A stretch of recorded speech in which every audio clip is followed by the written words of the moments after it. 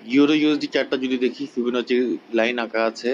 এখানে সে এই জায়গা থেকে জিরো থেকে সে সাপোর্ট পেয়ে 78.6% সে রেইজ করেছে। তার পরবর্তী গন্তব্য হতে পারে 1.7 থেকে 1.78 থেকে 1.99 বা 1.2 পর্যন্ত তার পরবর্তী গন্তব্য হতে পারে। এই জায়গাটা অনেকটা দিন সাস্টেইন করেছে প্রাইসটা। আমরা যদি ভলিউম বারটা চেক করি, ভলিউমটা অনেক লো হয়ে গেছে।